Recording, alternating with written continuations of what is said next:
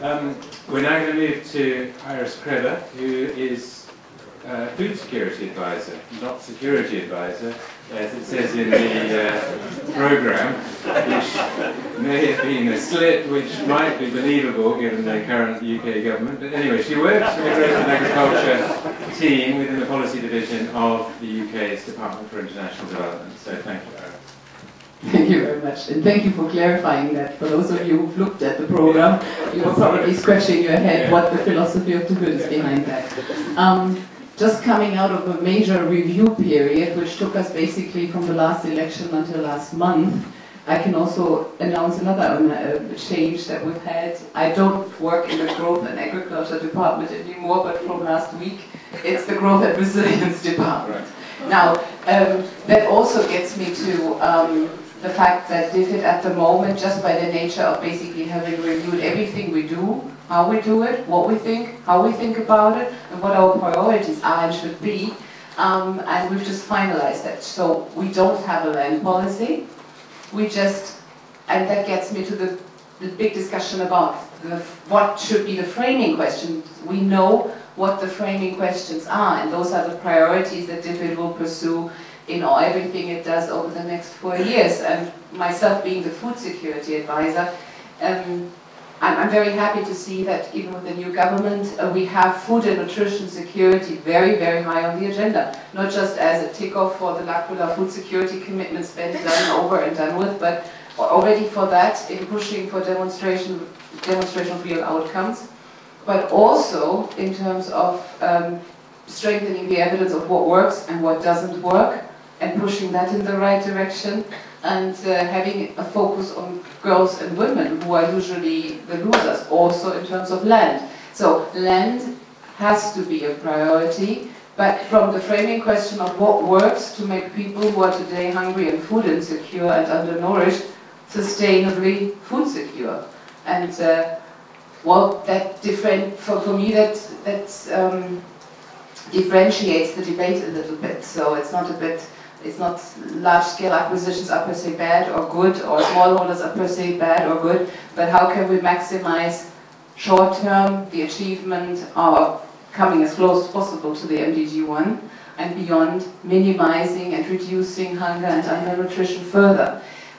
What I find very worrying, and Klaus Deininger has already put it very clearly, is the strong correlation between rapid, large-scale land acquisitions mapped onto hunger hotspots in the world, combined with poor governance in the country, the hungriest and most food insecure usually having little and no voice, and the country being household-wise and at the national economy level largely dependent on agriculture.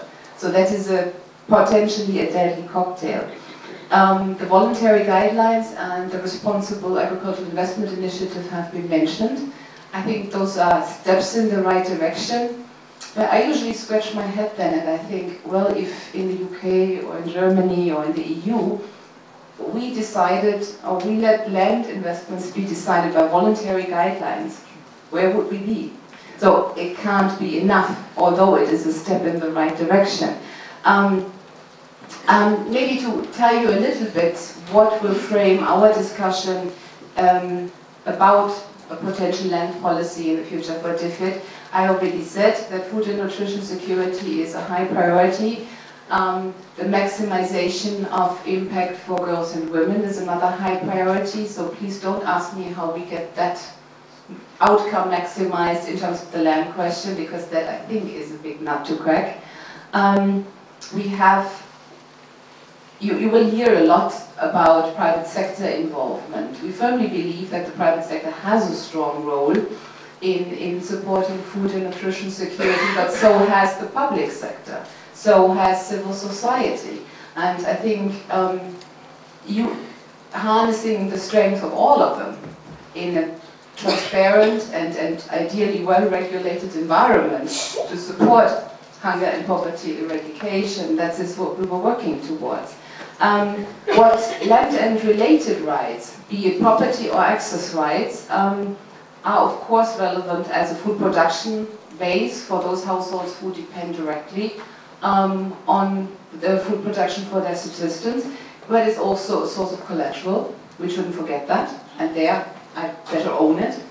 And it's an option, one option for a diversified livelihood strategy, but it is also an option for a household that owns the land to sell it and seek a better livelihood base elsewhere.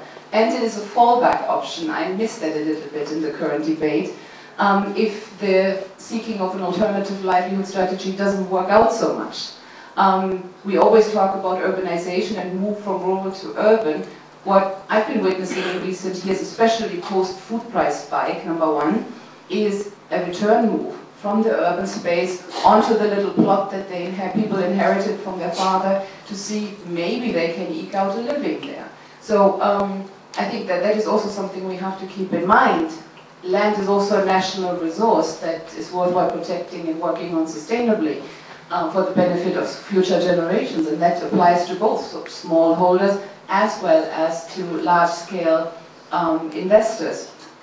Another issue I'm missing, and it's always discussed on the sides of the debate, but I think what needs to be supported at scale is the awareness creation and empowerment of people who are directly affected by large-scale land acquisition, by whoever, for whatever purpose, so that they can be involved in the debate and they can represent their interests or have somebody suitably represent their interests. We all talk about it, but I think that's also a role to play for donors, for other, I mean ideally for national governments, to empower these people to represent their interests. And I think in terms of the UK government talking about citizen empowerment, that's definitely something to focus on.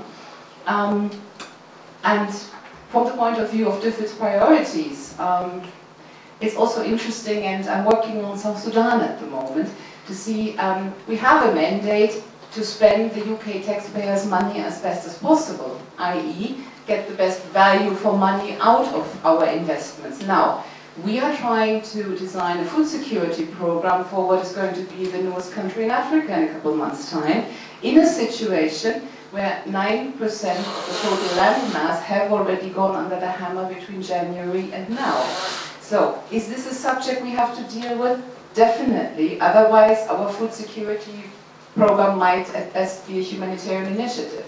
So, it is something we're working on. It is early days for us because, as I said, we have not even had 2 weeks post-review, post-planning for the future.